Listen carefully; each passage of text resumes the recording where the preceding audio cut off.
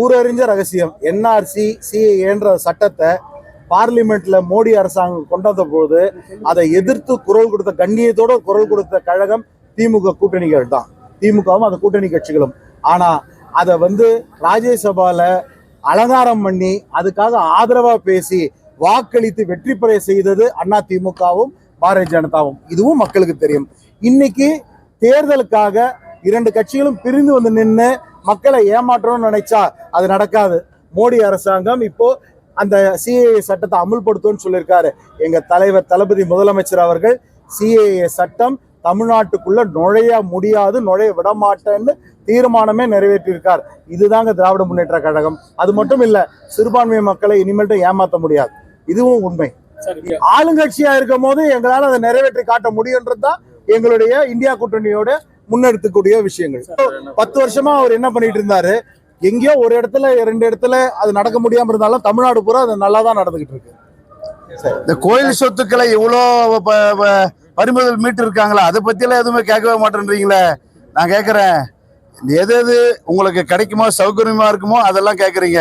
நாங்க சொல்றோம், எங்க வேட்பாளர் சொல்லியிருக்கார், இன்னும் இந்த 5 வருஷத்துல அவர் வேட்பாளரா 2வது தடவை அறிவிச்ச பிறகு நாங்க என்ன செய்வோம்னு சொல்லியிருக்கார். அது அந்த அறிக்கை வந்த பிறகு உங்களுடைய பிரஸ் மீட்டை மறுபடியும் வச்சுக்குவோம்.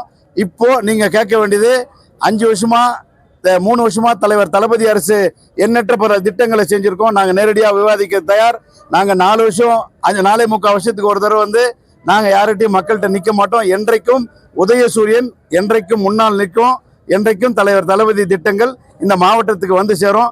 அதிமுகவாக இருந்தாலும் சரி, நம்முடைய பிஜேபியாக இருந்தாலும் சரி, ஒரே மேடையில் விவாதிக்க நாங்கள் தயார். இந்த 10 வருஷம் அவங்க என்ன திட்டங்கள் கொண்டு வந்தார்கள், 10 வருஷம் மோடி அரசு எந்த திட்டங்கள் கொண்டு வந்தது, 10 வருஷம் தலைவர் தளபதி என்ன திட்டங்கள் கொண்டு வந்தார் என்றதை பத்தி நாங்கள் விவாதிக்க தயார். நீங்கள் விவாதிக்க தயாரா என்பதை கேட்டுக்கொள்கிறோம். நன்றி. கேந்திர வித்யாலயா நான் இப்போ சொல்றேன், பாராளுமன்றத்துல நான் ஜெயிச்சு போன உடனே என்னோட முதல் தேவையா நான் பூர்த்தி செய்யணும்னு நான் கேட்டது அந்த கேந்திரிய வித்யாலயா பள்ளி.